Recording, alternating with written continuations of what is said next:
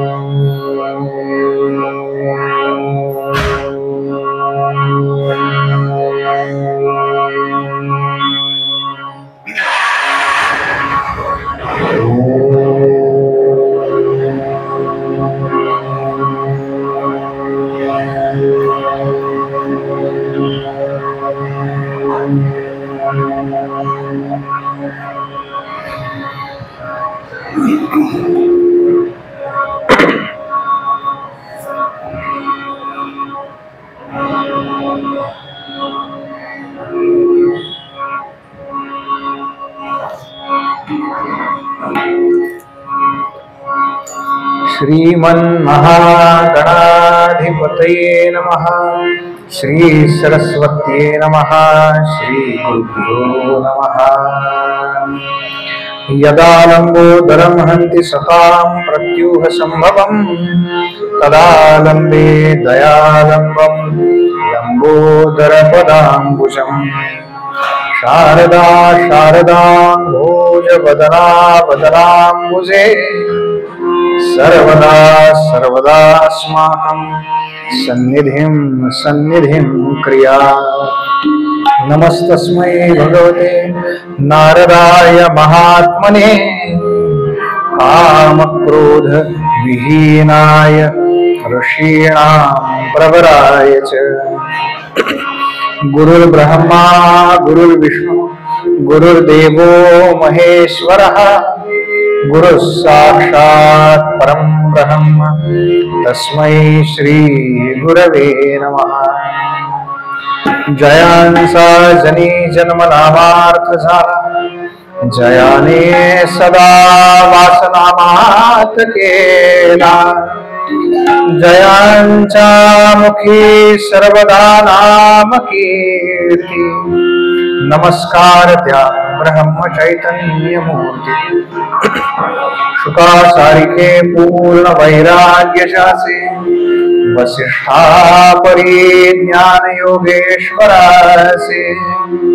कवी वाल्मिका सारिखा मान्य ऐसा. नमस्कार माझा सद्गुरु रामदासा. अलंकापुरी पुण्यभूमी पवित्र जिथे नांदतो ज्ञान राजा सुपात्र. जया आठविता महापुण्य राशी. नमस्कार माझा सद्गुरु ज्ञानेश्वरांशी. कैलास राणा शिवचंद्र मौली फणींद्र माथा मुकुटी झळाली. कारुण्य सिंधू भव दुःखहारी तुझ वीण शंभो मज कोण तारी. लोकाभिरामं रणरंगधीरं राजीवनेत्रं रघुवंशनाथं. कारुण्यरूपं करुणाकरन्तं श्रीरामचन्द्रं शरणं प्रपद्ये. मनोजवं मारुततुल्यवेगं जितेन्द्रियं बुद्धिमतां वरिष्ठं. वातात्मजं वानरयूथमुख्यं श्रीरामदूतं शरणं प्रपद्ये.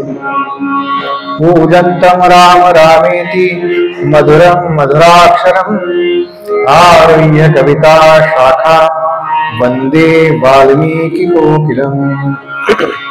आपदापहर्तारं दातारं सर्वसम्पदां लोकाभिरामं श्रीरामं भूयो भूयो नमाम्यहम्। राजाधिराज प्रभु रामचंद्र भगवान की जय। महारुद्र हनुमान की जय। जय जय रघुवीर समर्थ।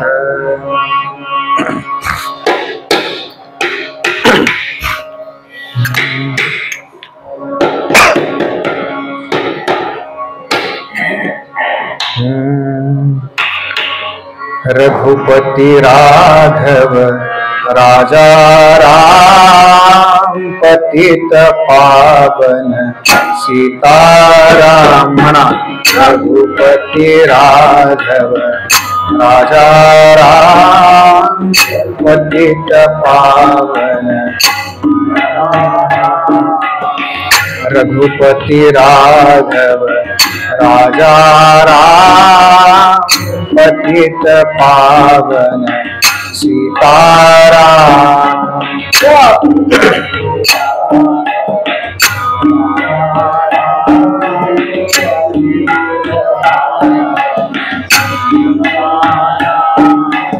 रघुपति राघव राजा राम पतित पावन सीताराम।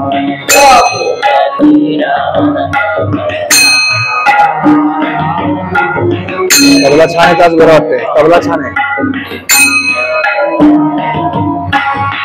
रघुपति राघव राजा राम पतित पावन सीताराम।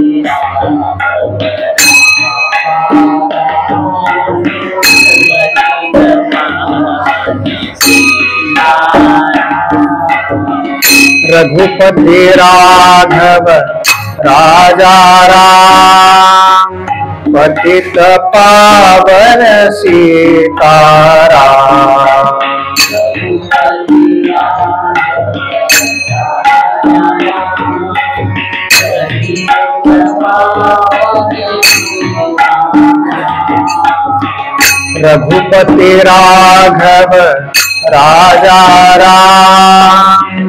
पतित पावन सीताराम।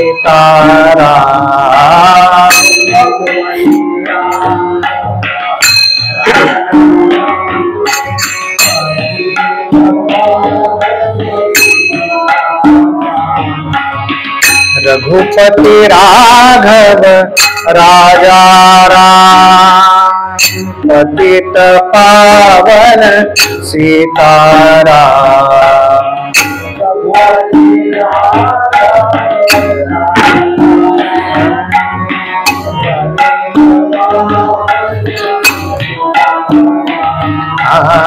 रघुपति राघव राजा राम पतित पावन सीताराम।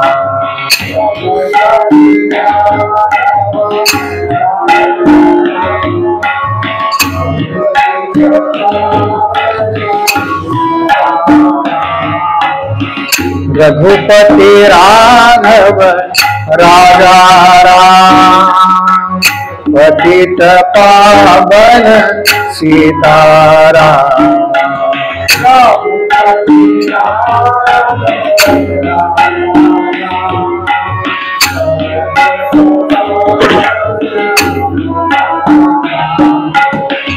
रघुपति राघव राजा राम पतित पावन सीताराम।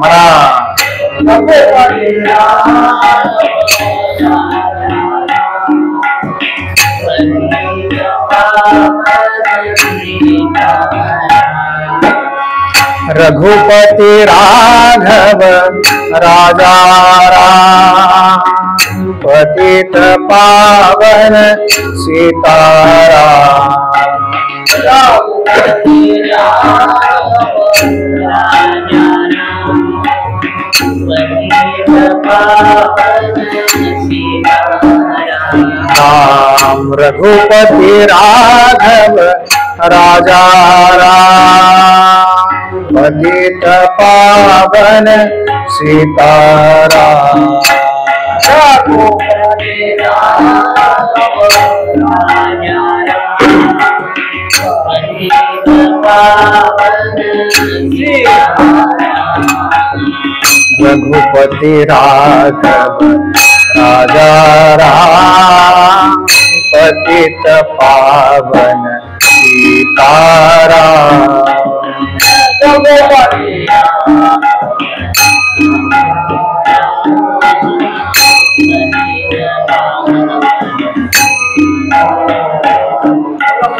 रघुपति राघव राजा राम पतित पावन सीताराम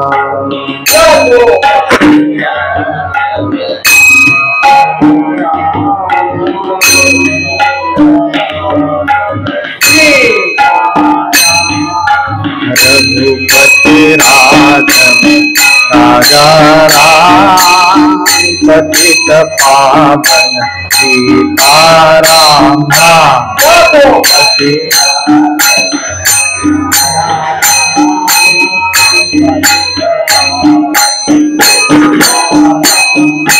रघुपति राघव राजा राम पतित पावन सीताराम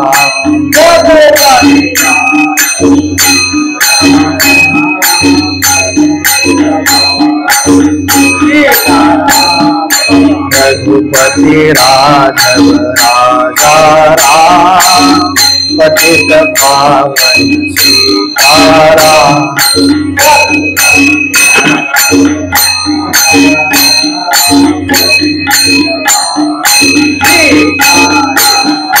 राजा धीराज प्रभु रामचंद्र भगवान की जय। महारुद्र हनुमान की जय। जय जय रघुवीर समर्थ।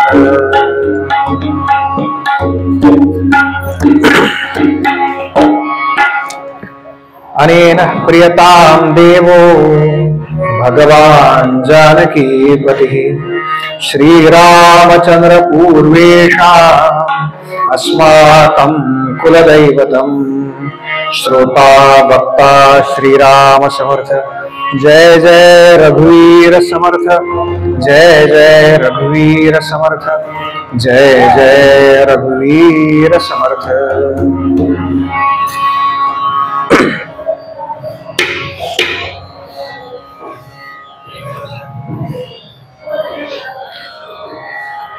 कालपासून सुरू झालेल्या या श्रीराम कथेमध्ये अवगाहित होण्याकरता आलेल्या सर्व भाविक श्रोते सज्जन साधक तत्वचिंतक नामधारक उपासक अशा सर्वांच्या हृदयस्थ परमात्म्याला वंदन करतो। कीर्तनकार प्रवचनकार याज्ञिक वैदिक कोणी आले असतील तर त्यांना स्वतंत्र वंदन करतो। माझे दोन्ही सहकारी कला उपासक यांना स्वतंत्र वंदन करतो आणि आजच्या निरूपण भागाला सुरुवात करतो। त्यापूर्वी कमी करू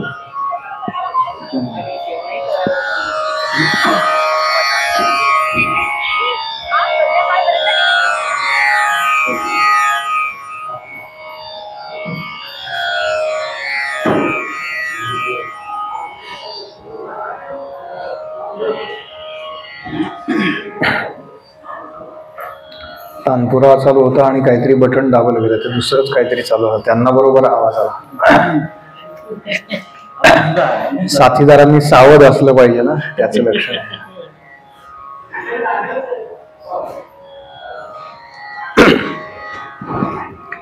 प्रत्यक्ष रामकथेला सुरुवात करण्यापूर्वी एक श्लोकी जे रामायण आहे त्याची अर्ध चरण सांगतो, आपण पाठीमागून म्हणा। आदौ राम तप तपोवनादिगमनम् म्हणा हत्वा मृगं काञ्चनम् वैदेही हरणं जटायुमरणम् सुग्रीव संभाषणम् बाली निर्दलनं समुद्रतरणम् लंकापुरी दाहनम् पश्चात् रावण कुंभकर्ण हननम्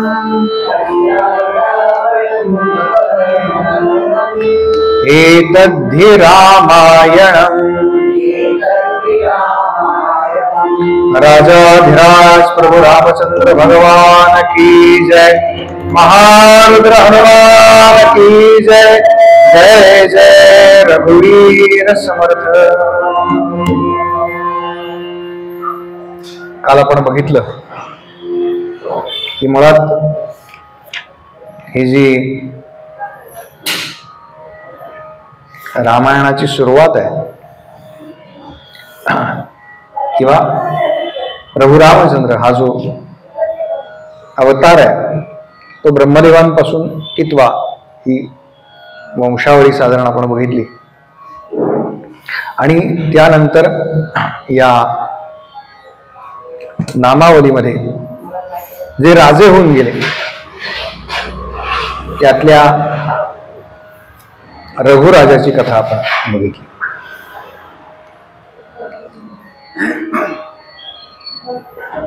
रघुकुल रीत सदा चली आई असं जे म्हणतात तो हा रघुराजा। त्यानं त्या कौत्साला वचन दिलं होतं की तू 3 दिवस थांब, तुला 3 दिवसामध्ये 14 कोटी सुवर्णमुद्रा मी आणून देतो। आणि म्हणून त्यांनी कुबेरावरती स्वारी करण्याची योजना आखली आणि कुबेरानं सुवर्णमुद्रांचा पाऊस पाडला। त्या सुवर्णमुद्रांपैकी फक्त 14 कोटी त्या कौत्सानं नेल्या आणि त्या सुद्धा आपल्या गुरूंकरता नेल्या। बरं, गुरूंनी त्या घेतल्या नाहीत बरं का, गुरूंनी त्याची परीक्षा पाहिली फक्त। गुरूंनी सांगितलंय की हे तू केलंस, मी जी तुझी परीक्षा घेतली त्यात तू पास झालास, तेव्हा या आता कुठल्या तरी आश्रमाला देऊन टाक, जिथे अन्नदान चालू आहे अशा ठिकाणी देऊन टाक। म्हणजे त्या अभिलाषेनं त्या काळामध्ये ह्या गोष्टी घडत नव्हत्या। त्यानंतर मध्ये काही राजांचा नामोल्लेख येतो आणि त्यानंतर या रामकथेमध्ये किंबहुना या रघुवंशामध्ये पुढे जो एक राजा झालाय त्याचं नाव आहे दिलीप। ह्या दिलीप राजाची कथा आज आपण पाहणार आहोत। का पाहायच्या ह्या कथा? आपल्याला रामायण सगळ्यांना माहिती आहे, पण आपल्याला कथा माहिती आहे बघा, रामकथा कृष्ण कथा या आपण पुन्हा पुन्हा पुन्हा पुन्हा पुन्हा पुन्हा ऐकतो। का ऐकतो? याचं कारण असं आहे की आम्हाला त्या माहिती नाहीयेत असा त्याचा अर्थ नाहीये, पण त्या आमच्या मनावरती तेवढ्या खोलवर कोरल्या गेलेल्या नाहीयेत, म्हणून ह्या पुन्हा पुन्हा ऐकायच्या। रामजन्म का पुन्हा पुन्हा करायचा, कृष्ण जन्म का पुन्हा पुन्हा करायचा जन्माच्या कीर्तनाच्या वेळेला, तीच कथा आहे। मला सांगा, महाजन बंधूंना काही रामकथा माहिती नव्हती का? माहिती नव्हती का महाजन बंधूंना? अधिक स्पष्ट उल्लेख मला या ठिकाणाहून करता येणार नाही, आपल्याला कळलं असेल। कथा माहिती नाही असं नाही ना त्या दोघांपैकी कोणी, तरी सुद्धा का असं वागावं असं वाटलं?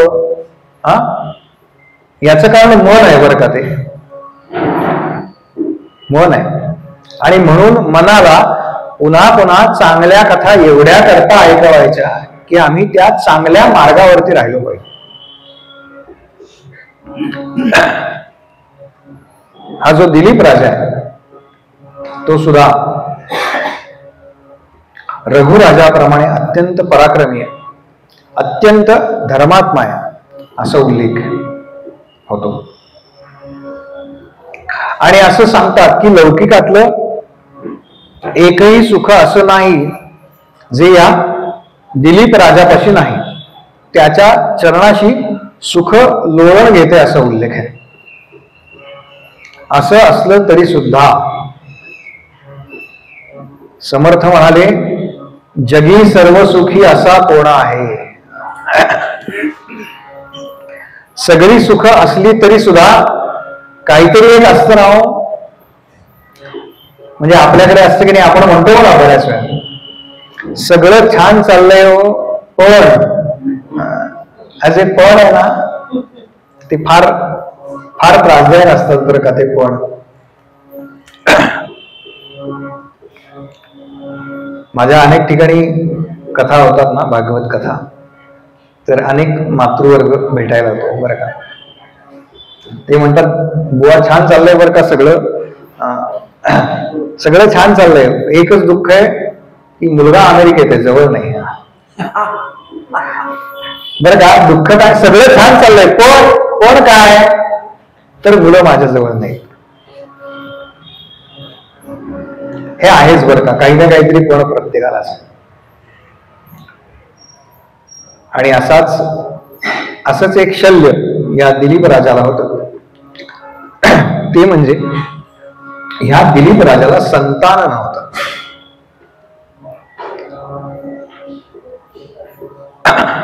बऱ्यापैकी वय झालेलं आहे, म्हणजे अगदी जसं दशरथ राजांचं झालंय तेवढं नाहीये, पण हा आता बऱ्यापैकी वय उलटून गेले.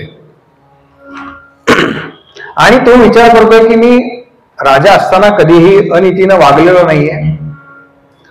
बर, हे सगळे राजे असेल की हे देव दानव युद्धामध्ये देवांच्या बाजूने युद्ध करतायत. हे सदेह देव लोकांमध्ये, बर सदेह नाही, नुसते रथ घेऊन आपला, दशरथ राजांची जर अशी कथाच आहे की ते रथासह युद्धामध्ये गेलेले. त्याचप्रमाणे हा दिलीप राजा सुद्धा देव दानव युद्धामध्ये देवांच्या बाजूने युद्धामध्ये लढलेला आहे. एवढं सगळं चांगलं केलंय, यानं दान धर्म भरपूर केलाय, पण त्याला आपल्याला संतान का नाही, पुत्र प्राप्ती का नाही, हे शल्य मनामध्ये आहे. आणि त्यांनी एकदा आपल्या गुरूंना याचं कारण विचारलं. वसिष्ठ या सगळ्याचे कुलगुरू सांगितलेले. वसिष्ठांना याचं कारण विचारलं तेव्हा वसिष्ठांनी सांगितलं, राजा तू जेव्हा दैवासुर संग्राम झाला होता, ज्यावेळेला तू देवांच्या बाजूने लढलास, देवांना विजय मिळवून दिलास, मदतीसाठी म्हणून गेलास, त्या संग्रामातून परत येत असताना स्वर्गातून जेव्हा तू परत येत होतास तेव्हा आपल्यामुळे विजय मिळाला, हे एक आपल्या मनामध्ये असतं बघा, नाही का. कुठलंही काम झालं की त्याचं थोडस, मी याचा थोडासा वाटेकरी आहे बरं का, श्रेयाचा, असं आपल्याला वाटतं, प्रत्येकाला वाटतं बरं का. तो मानवी स्वभाव आहे. हे वाटणं हळूहळू दूर केलं पाहिजे. मग सुख दुःखे समेकृत्वा, हे जे भगवंतांनी पुढच्या अवतारात सांगितलं, इथे आपण पोहोचण्याचा प्रयत्न करतो. त्यावेळेला काय झालं की तुझ्या बरोबर जे सगळं देवसैन्य होतं, जे तुला सोडायला परत येत होतं, तेव्हा तुमचा वार्तालाप चालला होता. आणि परत येत असताना त्या मार्गामध्ये कामधेनू उभी होती. बघा, आपल्याकडे असं सांगितलंय की गाय जर पाहिली आपण तर एकतर तिला स्पर्श करावा, नमस्कार करावा, वंदन करावं, किंवा स्पर्श करणं शक्य नसेल तर लांबून नमस्कार करावा. असं आपल्याकडे सांगितलेलं आहे, आपल्या धर्मामध्ये अशी एक पद्धत आहे. तेव्हा ही कामधेनू वाटेत उभी होती. पण राजा, तुझ्या मनामध्ये काय चाललं होतं, तर माझ्यामुळे या संग्रामामध्ये विजय मिळवला आणि त्याच्यामुळे हे तुझ्या सगळं मनात चालू असल्यामुळे तू त्या कामधेनूकडे पाहिलं सुद्धा नाहीस. आणि तू म्हणजे तुझ्या मनात नव्हतं तरी सुद्धा कामधेनूचा अपमान झाला, अवमान झाला, अविनय झाला. आणि म्हणून त्यावेळेला त्या कामधेनूनं तुला संतानहीनतेचा शाप दिलेला आहे. तेव्हा राजा, तुला जर संतान प्राप्ती करून घ्यायची असेल तर तुला तिची सेवा केली पाहिजे. राजाने विचारलं, पण तो ती शापवाणी जेव्हा कामधेनूनं उच्चारली तेव्हा ती मला ऐकू कशी आली नाही? ती जर माझ्या जवळ उभी होती, माझ्या आसपास होती, तर ती शापवाणी मला ऐकू कशी आली? तेव्हा कुलगुरू सांगतात की राजा, त्यावेळेला अजून गंगा पृथ्वीवरती यायची आहे बरं का, त्याच्या आधीचा प्रसंग मी सांगतोय म्हणजे आपल्याला थोडस समजायला सोपं जाईल. त्यावेळेला तू ज्या भागातून चालला होतास तिथून गंगा जात होती आणि गंगेच्या प्रवाहाचा वेग एवढा होता आणि त्या वेगाबरोबरच त्या प्रवाहाचा आवाज एवढा होता की त्याच्यामुळे तुला ती शापवाणी ऐकू आली नाही. कारण हे राजे असे की ज्यांनी कधी कोणाचं वाईट केलं नाही, त्यामुळे शाप मिळाला असं जर राजाला कळलं असतं तर राजाने कदाचित तिथेच क्षमा मागितली असती. पण गंगेच्या प्रवाहाचा जोरच एवढा होता की त्याच्यामुळे तुला ती शापवाणी ऐकू आली नाही. राजा म्हणला, आता याच्यावर काहीतरी उपाय असेल ना. तेव्हा ऋषी सांगतात की त्या कामधेनूची मुलगी नंदिनी, ही नंदिनी माझ्या आश्रमामध्ये आहे. तेव्हा तू त्या नंदिनीची सेवा कर. नंदिनीची सेवा जर तू केलीस तर तुला हे जे तुझ्या मनातली खिन्नता आहे ती कमी होईल. आणि म्हणाले, राजा, ज्याचं प्रारब्ध असतं ना ते त्यालाच भोगावं लागतं. ईश्वरी इच्छेपुढे कोणाचंही काहीही चालत नाही. तेव्हा ईश्वरी इच्छा जी असेल तेच होईल.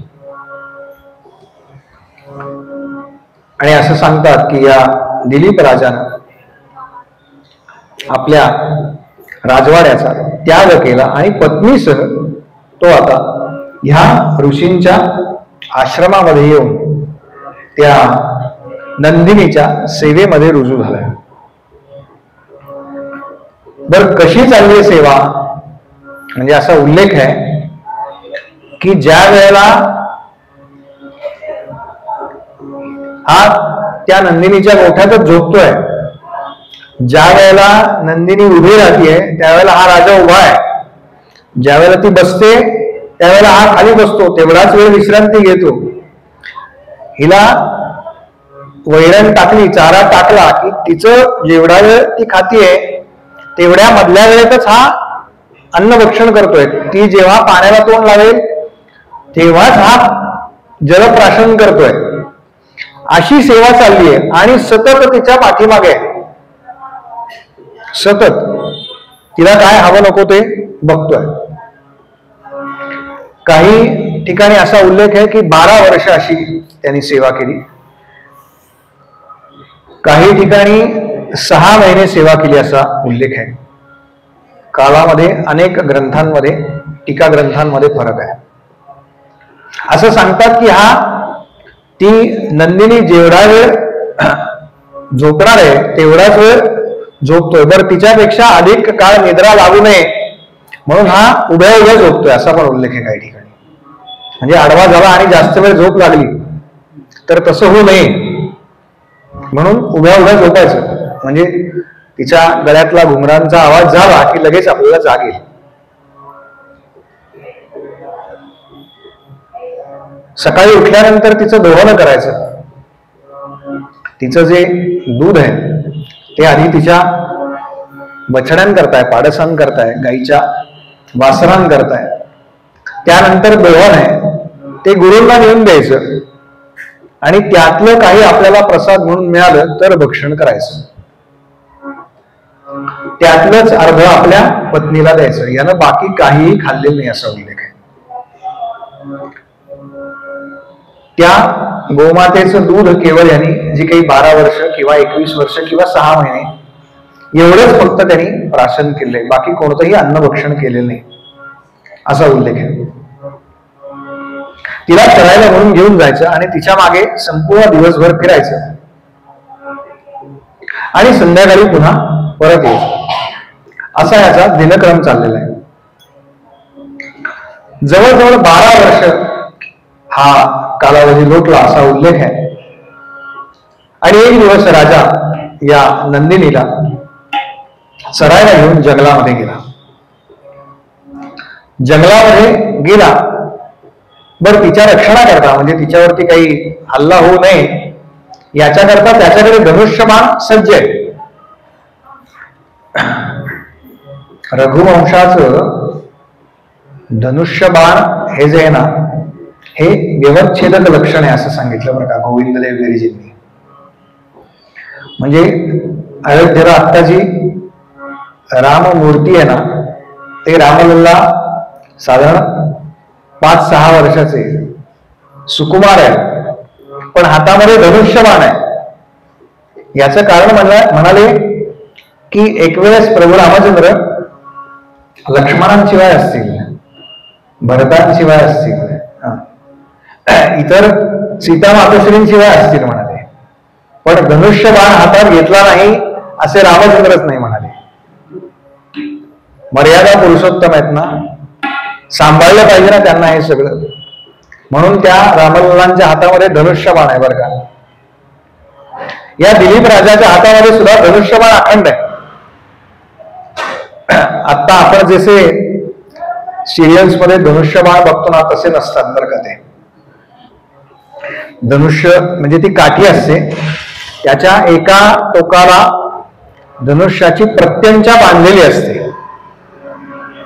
ज्या वेळेला लढाई करायची किंवा युद्ध करायचंय किंवा कोणावरती तो बाण सोडायचा आहे त्याच्या आधी ती प्रत्यंचा दुसऱ्या टोकाला ताणून बांधावी लागते आणि मग बाण म्हणजे बाणाचं अग्र ठेवण्याकरता इथे कमरेला ज्याला आपण पिशवी म्हणू तशी एक पिशवी असते, त्याच्यामध्ये ती बाणाची अग्र म्हणजे टोक ठेवलेलं असतं आणि भात्यामध्ये काठ्या असतात त्या फक्त. त्यातली काठी काढायची, त्याला ते बाणाचं अग्र बसवायचं, त्याच्या आधी प्रत्यंचा चढवायची आणि मग तो बाण मारायचा. बरं हे सगळं मी वर्णन करायला जेवढा वेळ लागला त्याच्यापेक्षा कमी वेळात करायचंय, नाहीतर समोरच्याचा बाण लागेल आपल्याला. एवढे हे सगळे तयार आहे. ती नंदिनी चरत चरत चरत चरत जंगलामध्ये गेली, निबिड अरण्यामध्ये गेली आणि अचानक ती उधळली. उधळल्यानंतर ती धावायला लागली. धावायला लागल्यानंतर राजाचं असं लक्षात आलं की काहीतरी संकट येणार आहे, म्हणून त्यानं धनुष्याला त्याची प्रत्यंचा चढवली आणि प्रत्यंचा चढवलेली आहे आणि तो त्या नंदिनीच्या मागे धावत धावत धावत धावत सुटला आणि एका क्षणाला असं झालं की ती नंदिनी एका वळणावरती आली आणि दिसेनाशी झाली. हा राजा सुद्धा त्या वळणावरती आला आणि जसा नंदिनीच्या दिशेने वळला तसं त्यानं एक दृश्य समोर पाहिलं. त्यानं पाहिलं ते दृश्य असं होतं की एका वटवृक्षाखाली, अत्यंत विशाल असा वटवृक्ष आहे, त्या वटवृक्षाच्या खालती ही नंदिनी आडवी पडलेली आहे जमिनीवरती आणि तिच्या अंगावरती एक भला मोठा अकराळ विक्राळ सिंह आहे. त्या सिंहाला बाण मारण्याकरता म्हणून राजानं आपला हात पाठीमागे असा भात्यातून बाण काढावा म्हणून मागे गेला. धनुष्य डाव्या हातामध्ये सिद्ध आहे, उजवा हात पाठीमागे गेला आणि त्याला असं लक्षात आलं की आपल्या दोन्ही हातांची हालचाल थांबलेली आहे. त्याचे हात अशा पद्धतीनं सोप्या मराठीमध्ये लॉक झाले. त्याला काही करताच येईना. त्याला आतापर्यंत कधी असं झालं नव्हतं. क्षणामध्ये तो बाण काढायचा, क्षणामध्ये त्याचा अग्र बसवायचा, क्षणामध्ये तीर सोडायचा.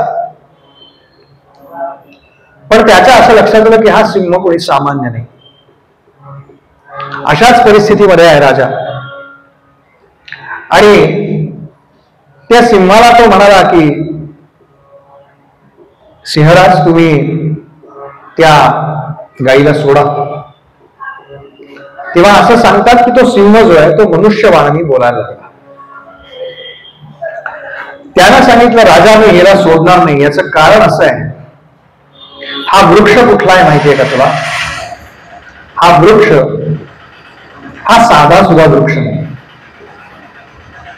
शिव पार्वती ज्या वेळेला विहार करत होते त्यावेळेला या वृक्षाच्या तळवटी या ठिकाणी काही काळ शिव पार्वतींनी विश्रांती घेतलेली आहे. ते काही काळ या ठिकाणी थांबलेले आहेत. त्यांचा वार्तालाप या ठिकाणी झालेला आहे. आणि ते जेव्हा या ठिकाणाहून निघून चालले होते तेव्हा त्यांनी माझ्यावरती ह्या वृक्षाची राखण करण्याचं काम माझ्यावरती दिलं. तेव्हा मी त्यांना सांगितलं की मी असा एका ठिकाणी थांबलो तर माझ्या भोजनाचं काय? त्यावेळेला शिवजींनी मला असं सांगितलं की तू काही काळजी करू नकोस. तुला ज्या वेळेला भूक लागेल तेव्हा एखादं श्वापद आपोआप या ठिकाणी येईल आणि तेच श्वापद भक्षण करण्याचा अधिकार तुला आहे म्हणाले. आणि म्हणून मी काही हिला सोडणार नाही.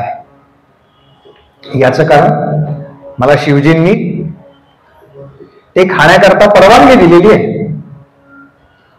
तेव्हा राजा सांगतो शिवजींनी जरी तुला परवानगी दिलेली असली आणि तुला आता भूक लागली हे मला मान्य आहे, तरी सुद्धा मी तुला अशी विनंती करतो की ही गाय जी आहे ही माझ्या गुरूंची आहे आणि तिचं रक्षण करणं माझी जबाबदारी आहे. तेव्हा एक कर, या गाईला सोडून दे आणि तिच्या जागी मला भक्षण कर, मला तू खा. या बदल्यामध्ये तू माझं भक्षण कर.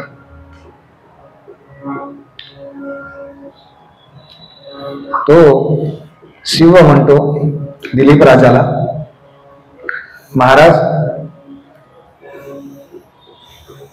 तुम्हाला माहिती नाही पण तुम्ही आत्ता जी तुमच्या राज्यामध्ये सगळी प्रजा आहे ना त्या प्रजेचा प्राण आहात बरं का. त्या प्रजेचा प्राण आहात. आणि काय सुंदर तुमचा देह आहे, व्यायामानं कमवलेलं शरीर आहे. तुम्ही एका गायी करता आपल्या या सुंदर शरीराचा त्याग करू नका. कशाला करताय हे सगळं? एका गायी करता. अहो तुमचं साम्राज्य एवढं मोठं आहे की एका गायीच्या बदल्यामध्ये तुम्ही लाखो गायी आपल्या गुरूंना दान कराल. तेव्हा या गायीची अशी काय महती आहे? का हिंसा करता तुम्ही? आपला प्राणत्याग का करताय? तेव्हा दिलीप राजा म्हणतो तू जे बोलतोयस ते सगळं जरी खरं असलं ना तरी हिचं रक्षण कर, हिची सेवा कर, ही मला माझ्या गुरूंची आज्ञा आहे. आणि त्याच्याकरता गुरु आज्ञा पालना करता मला माझे प्राण जरी द्यावेसे लागले तरी मी ते द्यायला तयार आहे. आणि म्हणून तू एक काम कर, त्या गाईच्या जागी मी भूमीवरती आडवा होतो. तू त्या गाईला सोड. ती जेव्हा माझ्या नजरेआड होईल या वळणावर, जेव्हा ती पुन्हा बाहेर जाईल ना, त्या क्षणी तू मला आडून खाऊन टाकलंस तरी मला कुठलंही वाईट वाटणार नाही.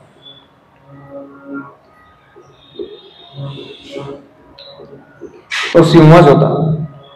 तो म्हणाला, ठीक आहे, मला काय, गाईला खाल्लं काय किंवा तुम्हाला खाल्लं काय, माझ्या दृष्टीनं माझं पोट भरणं महत्वाचं. आणि म्हणून त्या गाईला, नंदिनीला सिंहानं मुक्त केलं. आणि आता ते चित्र जरा डोळ्यासमोर आणा, म्हणजे आपल्याला लक्षात येईल. राजा दिलीप जो आहे तो असा आडवा पडलाय त्या वृक्षाच्या तळवटीला. सिंहाचे जे मागचे 2 पंजे आहेत ते त्यांनी जमिनीवर टेकवले. डावा पंजा जो आहे तो त्यानं दिलीप राजाच्या छातीवरती टेकवला आहे. जशी ती नंदिनी त्या सिंहाच्या तावडीतनं सुटली तशी ती धावत धावत धावत धावत ज्या वळणावरून ती आली होती त्या वळणावरून वळली. आणि आता त्या राजाचं काय होतंय हे पाहण्याकरता फक्त तिचं मुख दिसतंय. आणि दुसरा जो पंजा आहे, उजवा पंजा पुढचा, तो त्या सिंहानं वर उचलला. आणि दुसरा पंजा म्हणजे डावा पंजा आणि उजवा पंजा असा ठेवून त्याची छाती विदीर्ण करणार, फाडणार. या आदेशामध्ये तो सिंह आहे त्याने एक मोठी डरकाळी फोडली आणि दुसरा पंजा त्या दिलीप राजाच्या छातीपर्यंत आणला.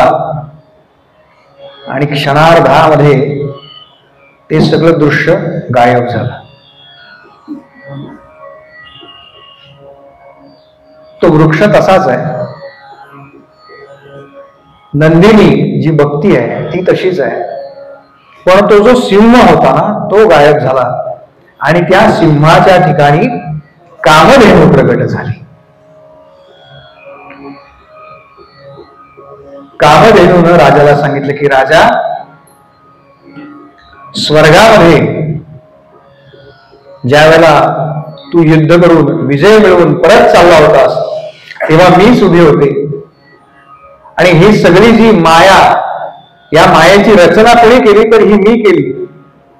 कशा करता तर तुझी परीक्षा पाहण्याकरता मी हे सगळं केलंय. आणि त्या परीक्षेमध्ये तू उत्तीर्ण झालेला आहेस. तेव्हा तू ज्या कारणाकरता माझ्या नंदिनीची सेवा केली होतीस तो आशीर्वाद मी तुला देते. तुला यथाकाळ पुत्रप्राप्ती होईल. तू एक काम कर, माझं दोहन कर आणि माझं जे दुग्ध आहे त्याचं प्राशन कर. तेव्हा दिलीप राजाने असं सांगितलंय की तुझ्या दुग्धावरती सगळ्यात पहिला अधिकार कोणाचा आहे तर तो नंदिनीचा आहे. त्यामुळे आधी नंदिनीनं दुग्ध प्राशन केलंय.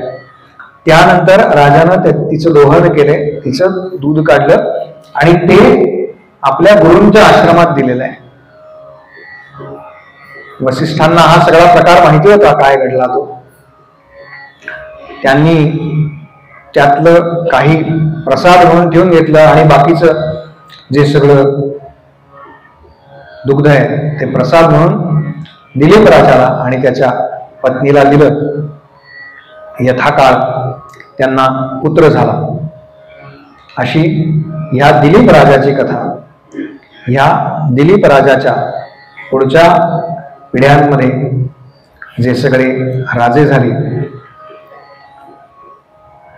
त्याच्यामधला जर आपण बघितलं तर भगीरथ नावाचा राजा. भगीरथांनी गंगा अवतरणाकरता जी सगळी तपश्चर्या केलेली आहे ती पुढे प्रभू रामचंद्रांना वसिष्ठांनी सांगितलेली आहे. त्यामुळे ती आपण काही उद्याच्या भागात पाहणार नाही. उद्या आपण प्रामुख्याने जो सगळा वाल्मिकींचा कथाभाग आहे तो पाहणार आहोत.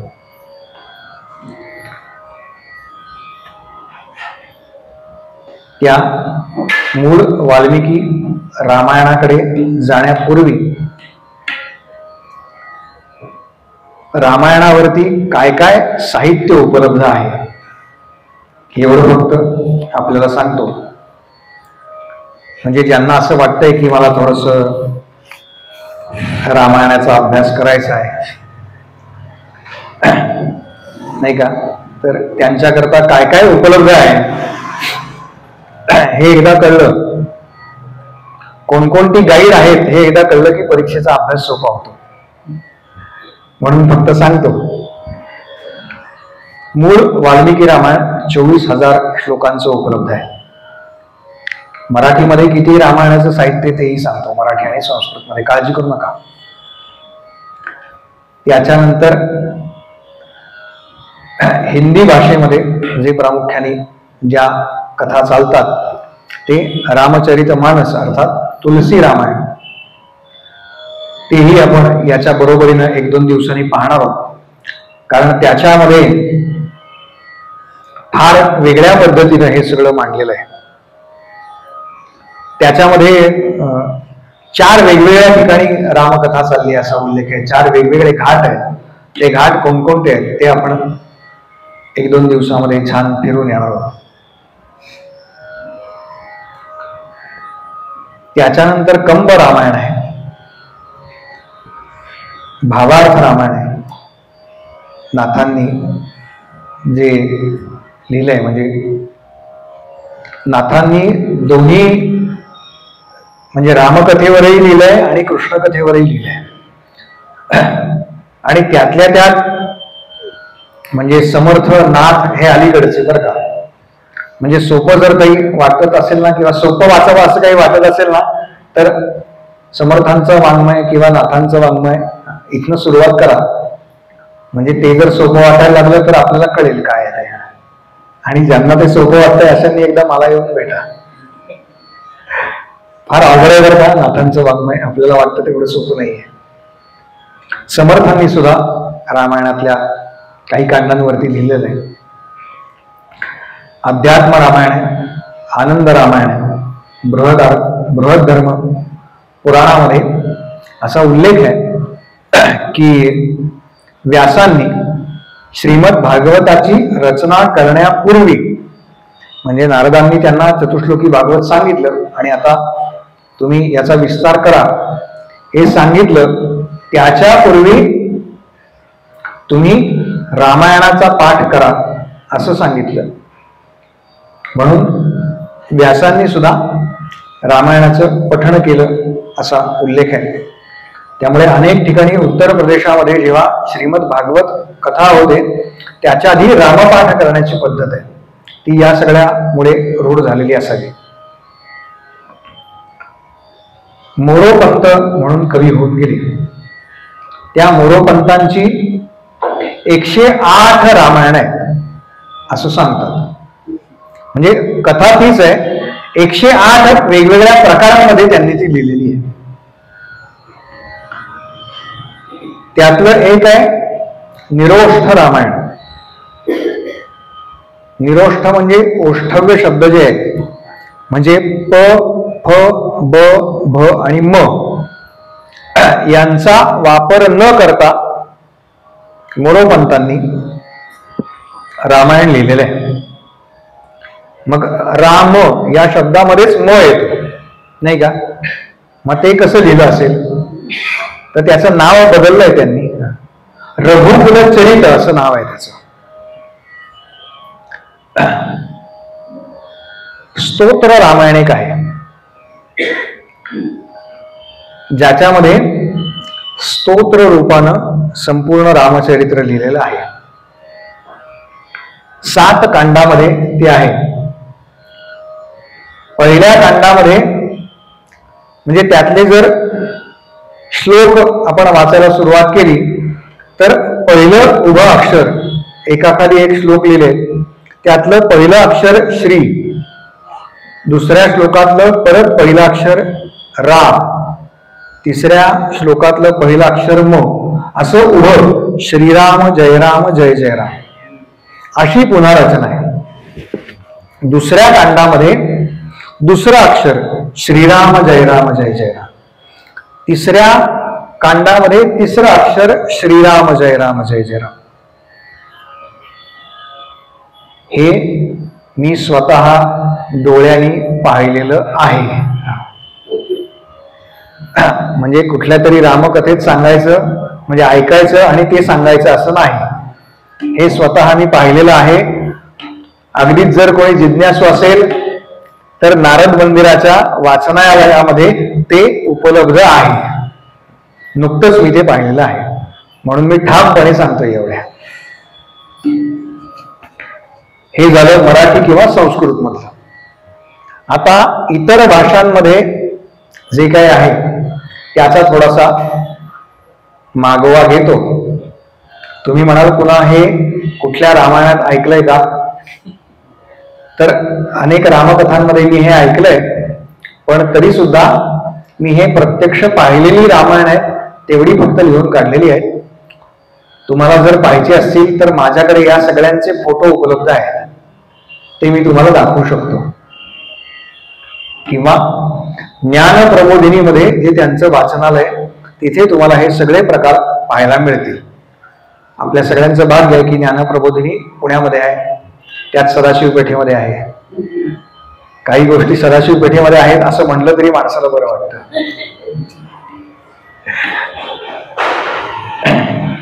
इंग्रजीमध्ये रिडल्स ऑफ द रिंग या नावाने रामकथा आहे. इजिप्शियन भाषेमध्ये रामायण आहे. रामा द ग्रेटेस्ट मलादी व्यंकटा असं काहीतरी त्याचा उच्चार किंवा हे होतो. फारसी भाषेमध्ये रामायण आहे. काश्मीरीमध्ये रामायण आहे.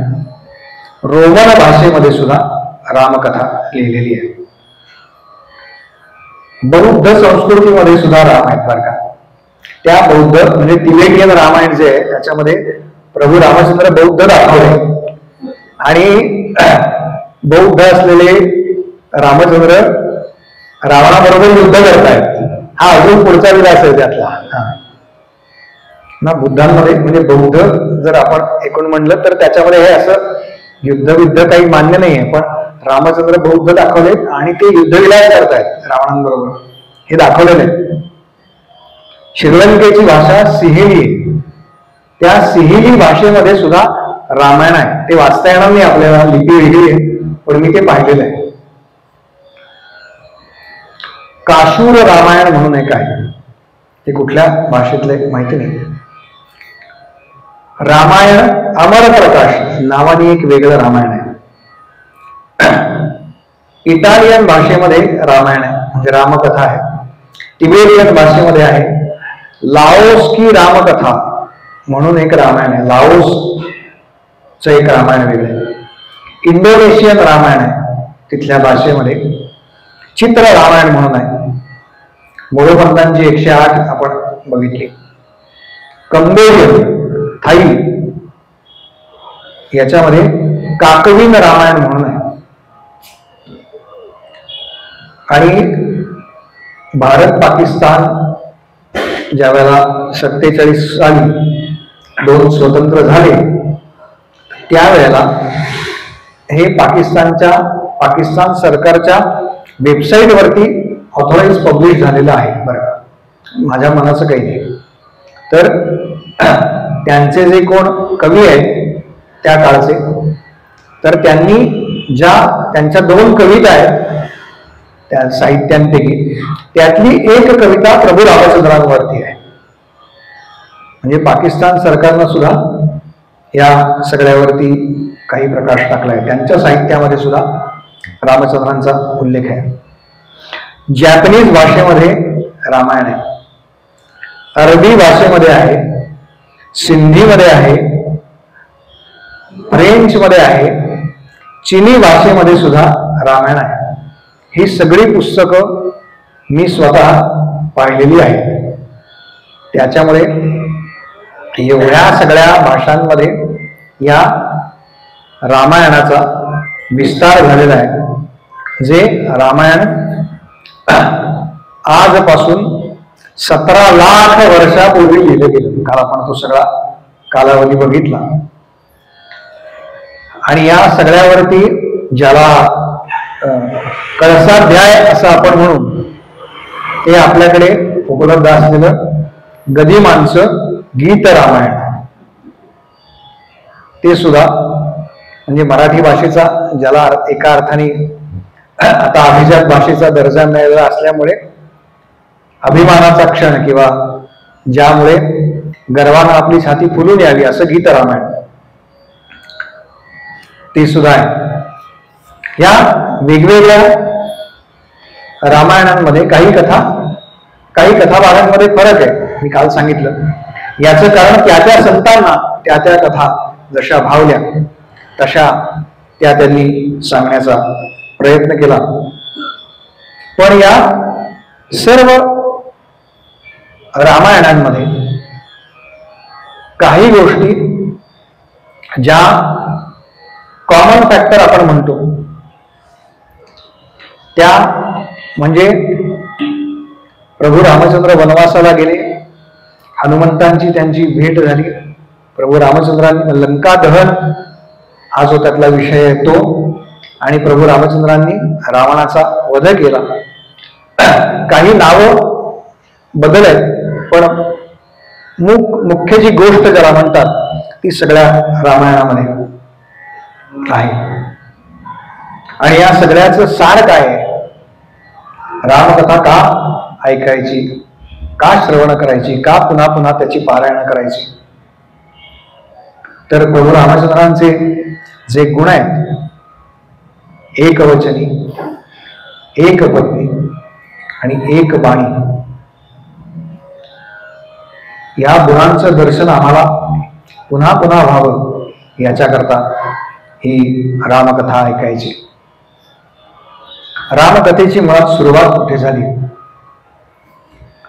तर काही जण म्हणतात की वाल्मिकींनी आधी रामायण लिहिलं आणि त्यानुसार प्रभू रामचंद्र मागले. काही जण असं म्हणतात की आधी रामचंद्रांचा अवतार झाला आणि नंतर ते वाल्मिकींनी लिहून काढलं. यातलं नेमकं खरं काय? तर हे नेमकं खरं काय आहे हे जाणून घेण्याकरता आपण बरोबर उद्या संध्याकाळी 6 वाजता या ठिकाणी येणार आहोत. वाल्मिकींची रामायणाकरता सुरुवात कशी झाली आणि त्यांची मूळ कथा आहे. म्हणजे आपल्याला वाल्या कोळी एवढी कथा माहिती असते, पण ते वाल्या कोळी झाले कसे? तर हे जे वाल्मिकींचं पूर्वाश्रमीचं सगळं चरित्र आहे ते आपण पाहणार आहोत. बुक्का याच्यानंतर आपण समर्थांनी जे मागणं मागितलंय ते करणार आहोत. रामरक्षा होईल, मारुती स्तोत्र आणि मग आरती होईल. आज आपल्याला रामचंद्रांची आरती, हनुमंतांची आरती अशा 2 आरत्या करूया. नाहीये हे आहेत का बघा.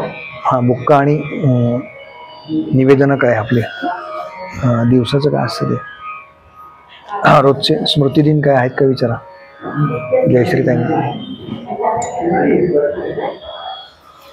मंदिराचा नियत कार्यक्रम असतो. स्मृतिदिन जर असेल तर त्याचं वाचन साधारण या 7 वाजता किंवा मध्यंतर जेव्हा होतो कीर्तनाचा तेव्हा ते वाचले जातात.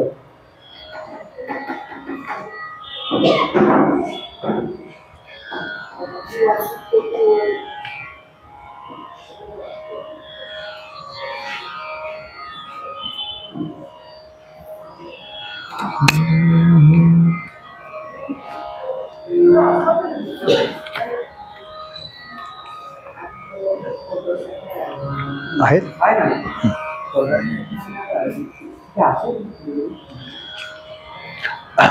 हे दोन्ही कागद वाटा, कागद वाटा ते कोमलवाचा आणि आरती.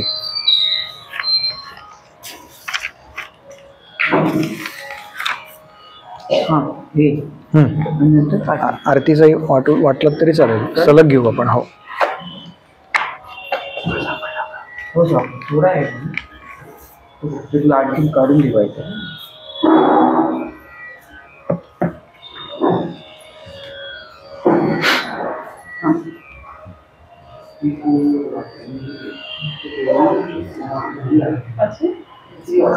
दोन्ही कागद द्या. एकावरती समर्थांनी जे मागणं मागितले ते आणि एकावरती 2 आरत्या. प्रभू रामचंद्रांची जी गडावरती म्हटली जाते ती ही आरती आहे बरं का. म्हणून ती मुद्दाम आपल्याला अनेक आरत्या माहिती असतात. नमस्कार. आजचे स्मृतिदिन आहेत प्रल्हाद शंकर रेटरेकर आणि ठेकेदार आहेत सदाशिव प्रल्हाद कुलकर्णी. आहेत का कोणी? आहेत का? नाही.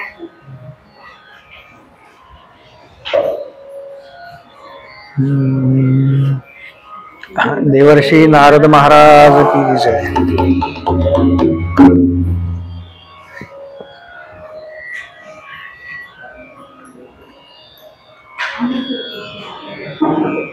झालं बसा.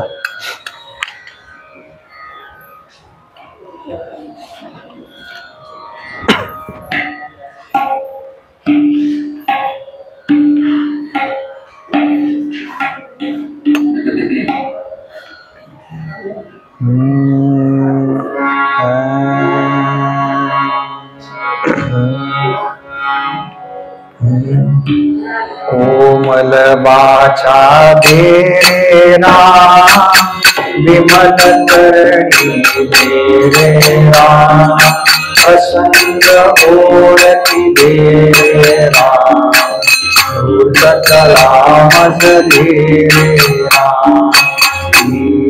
कारक देना जनसुखकारक देना अंतर मारकी देना मैत्री देना विद्यामयी भव देना उदासीनता देना मागो देना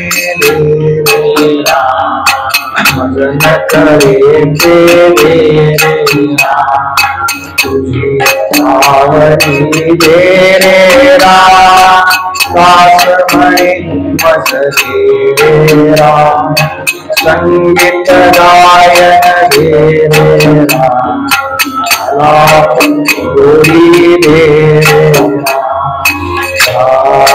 माता देना अनेक घाटी देना रसायन मुद्रा देना कथा मज देना कष्टकारी देना नृत्य कला मज देना प्रबंध शरणी देना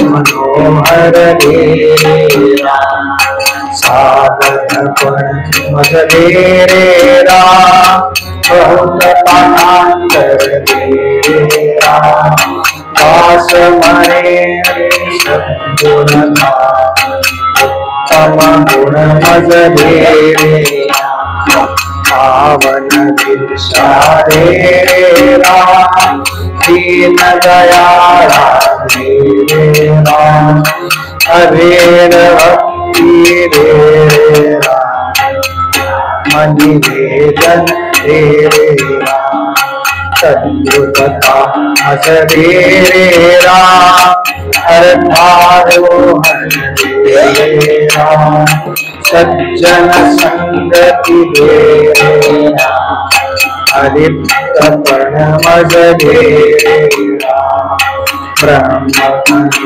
अनुभव देना अनन्य सेवा रे राम मज बिन तू मज दे दास मरे मज दे राम दास मरे मज दे दास मरे मज दे राजाधिराज प्रभु रामचंद्र भगवान की जय महारुद्र हनुमान की जय जय जय रघुवीर समर्थ रामरक्षा भीमरूपी आणि त्याच्यानंतर आरती ओम श्री गणेशाय नमः अस्य श्री रामरक्षा स्तोत्र मंत्रस्य बुध कौशिक ऋषिः श्री सीता रामचंद्रौ देवता अनुष्ठुप छन्दः सीता शक्तिः श्रीमद् हनुमान कीलकम् श्री रामचंद्र प्रीत्यर्थे जपे विनियोगः अथ ध्यानम् ध्यायेदाजानुबाहुं धृतशरधनुषं बद्धपद्मासनस्थं पीतं वासो वसानं नवकमलदलस्पर्धिनेत्रं प्रसन्नं वामां पारूढसीता मुखकमलनिललोचनं नीरदाहं नानालङ्कारदीप्तं नृतमुर्जटामण्डलं रामचन्द्रम् इति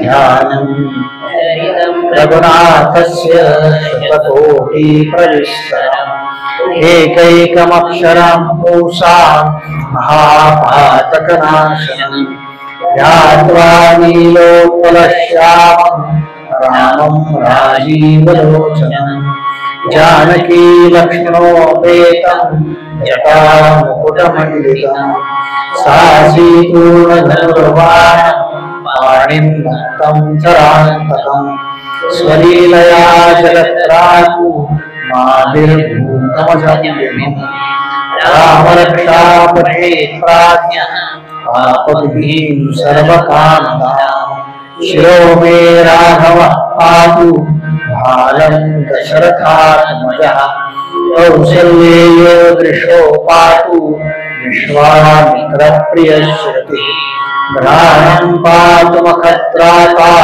मुखं सौमित्रिवत्सलः जिह्वा विद्यानिधिः पातु कण्ठं भरतवन्दितः स्कन्धौ विद्यायुधः पातु भुजो भगनेशकात्मकः करौ सीतापतिः पातु हृदयं जामदग्निः मध्यं पातु खरध्वंसी नाभिं जाम्बवदाश्रयः सुप्रिवेशकटिः पातु सस्तिनी हनुमत्प्रभुः ऊर्ध्वनिर्हूतमः पातु रक्षकविनाशकृत् जाह्नवी सेतुकृत् पातु जङ्गे दशमुखान्तकः पादौ विभीषणश्रीदः पातु रामोऽखिलं वपुः एतां रामबलोपेतां रक्षाय सुकृतीपथे सचिराय सुपुत्री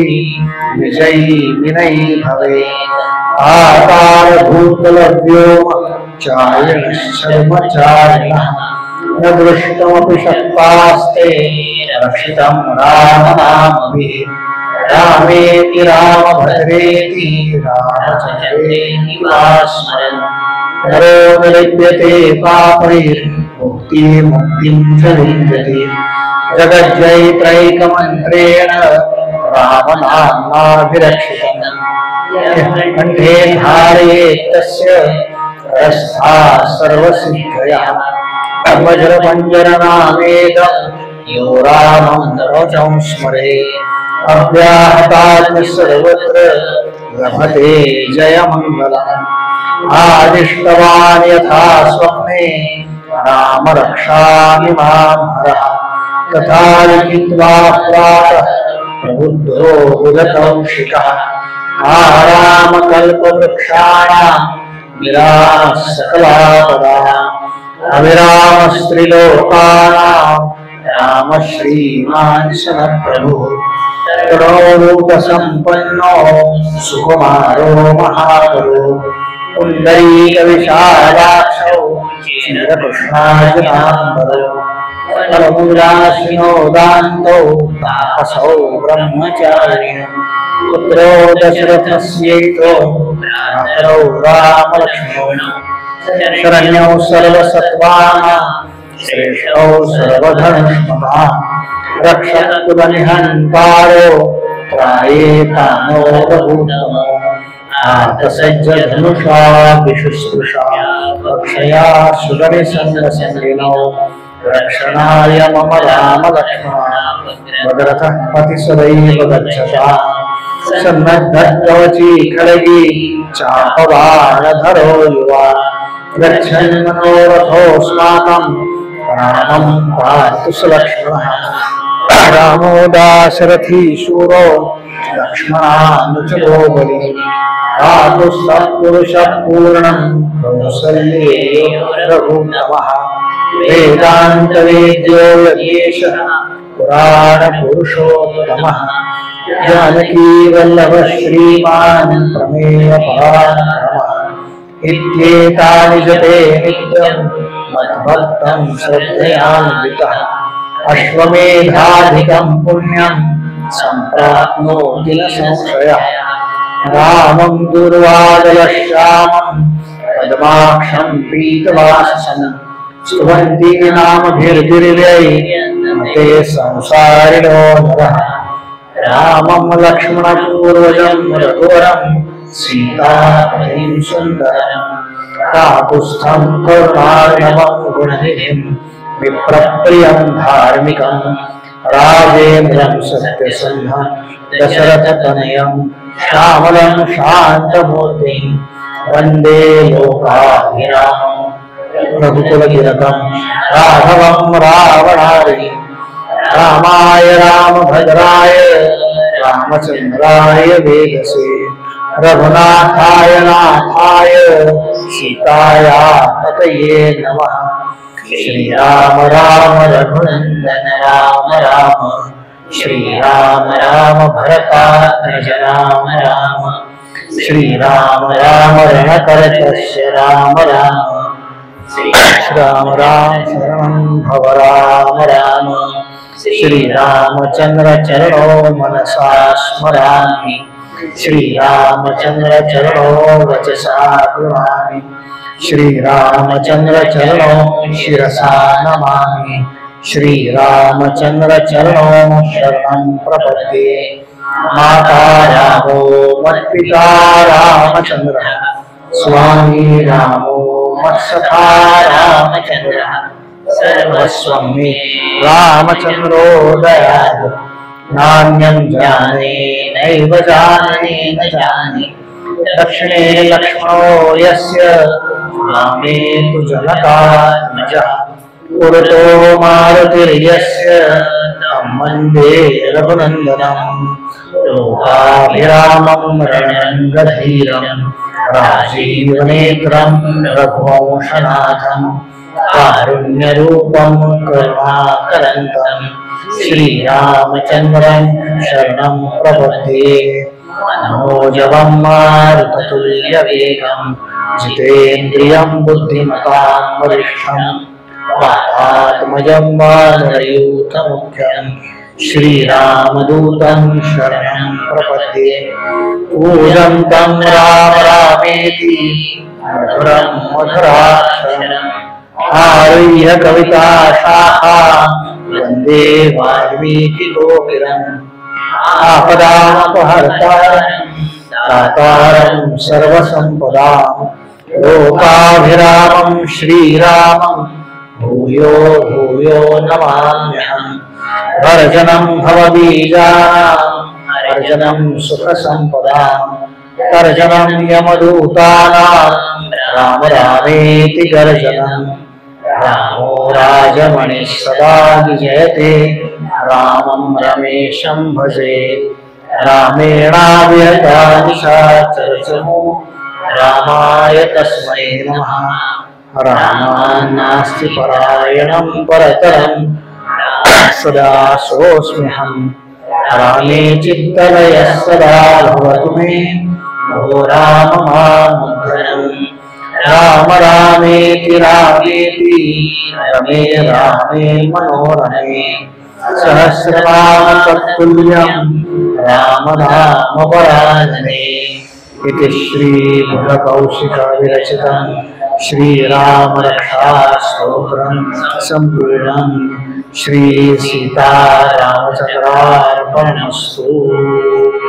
भीमरूपी महारुद्रा वज्र हनुमान मारुति वनारी अंजनी सूता रामदूता प्रभंजना महाबली प्राणदाता सकला पृथ्वी बळे सौख्यकारी दुःखहारी भूत वैष्णवनायका दीनानाथा हरिरूपा सुंदरा जगदांतरा पाताळ देवता हंता भव्यसिंधुवरेपणा लोकनाथा जगन्नाथा प्राणनाथा पुरातना पुण्यवंता पुण्यशीला पावना परितोषका गजान्ये उचली बाहो आवेशे लोटला पुढे आराधनी काळद्राग्नी देखता कापती भय ब्रह्मांडे मायले नेणो आवळे दंतपंगती नेत्राग्नी चालया ज्वाला भ्रुकुटी त्राहल्या बळे उच्छते मुरळीने माथा किरीटी कुंडले बळे सुवर्ण कटिका सोती घंटा किंकिणी नागरा चकारे पर्वता ऐसा नेटका सडपात्र चपांग बाहता मोठे महाविद्युल्लते बळे कोटीच्या कोटी उड्डाणे झेपावे उत्तरेकडे मंदाद्री सारिखा तोंडे पाटीला बळे आईला मारुती नेला आला नेला मनोगती मनासी टाकिले मागे गतीसे तुळणांसे अणुपासोनी ब्रह्मांड केवळा होत जातसे तयासी तुळणा कोठे मेरुबांधार धातुले ब्रह्मांडा भोगते वेळे वज्रपुच्छे करुषे तयासी तुलना कैची ब्रह्मांडी पाहतानसे आयत्त देखिले डोळा त्रासिले सूर्यमंडळा वाढता वाढी भेदिले शून्यमंडळा धनधान्य पशुबुद्धी पुत्र पौत्र समस्पृहे पार्वती रूप विद्यादी स्तोत्र पाठे करोड्या भूत प्रेत संबंधादी रोग व्याधी समस्ये नासती तुटती चिंता आनंदे भीमदर्शने हे धरा महाशोकी नाभि शोभदीपरे दृढदेहो निसंदेहो संख्या चंद्रकलारुणे रामदासी अग्रगण्यो कपिवासी रामरूपी अंतरात्मा दर्शने दोषनासति। इति श्री रामदाससुतं संकटनिरसनं मारुति स्तोत्रं संपूर्णं। श्री सीतारामचंद्रार्पणमस्तु।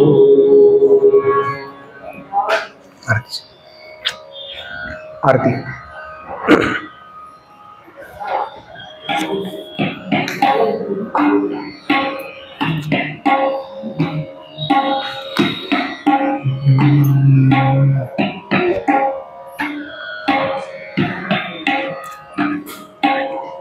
आपण जी नेहमी सुख करता दुःख हरता ही आरती म्हणतो तीच चाल आहे याची, त्याच्यामुळे त्या चालीवरती हे शब्द म्हणायचे। आणि पाठीमागच्या बाजूला पहिली आपण रामचंद्रांची आरती साफल्या निजवल्या कौशल्या माता, आणि पाठीमागच्या बाजूला हनुमंतांची आरती आहे ती म्हणणार आहोत। आपल्याला म्हणायची सवय नसते या आरत्यांची, म्हणून मुद्दाम आणलेल्या आहेत। काही गोष्टी आपण मुद्दाम केल्या पाहिजे, हा हे सांगण्याकरता हे चाललंय सगळं।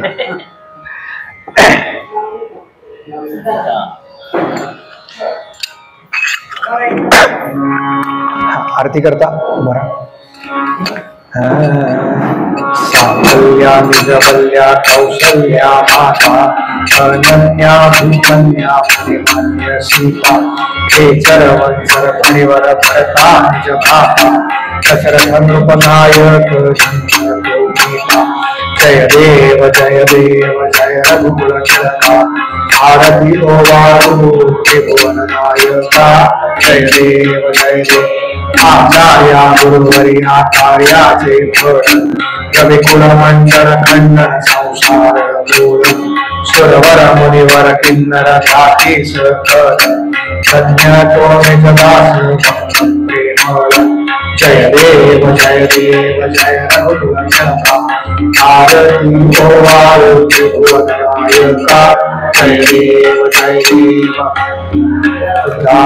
ओंकार वदनी हरिधर्मण भूमंडल सिंधु जलगगनी कराले ब्रह्मांड राखे त्रिभुवनी सुरवर्ण निशाचर व्यापार्या फलनी जय देव जय श्री हनुमंता तुमचे निकषाने नाभी कृपांता जय देव तुमले पाताळे लाभ शब्द धरला धरणी धरमानी कराले पर्वण गण छेद आदि रामदास जय देव जय श्री हनुमंता तुमचे निकषाने जय देव आले लोकांगणवले तुझे प्रेमे आनंद भूषण भावे वारे त्वमेव माता पिता त्वमेव बंधुः सखा त्वमेव विद्या द्रविणं त्वमेव सर्वं मम देव कायेन वाचा मनसेन्द्रियेर्वा बुद्ध्यात्मना वा स्वभावं करोति यत् सकलं परस्मै नारायणाय समर्पयामि नमः केशवं रामनारायण कृष्णदामोदरं वासुदेवं श्रीधरं माधवं गोपिकावल्लभं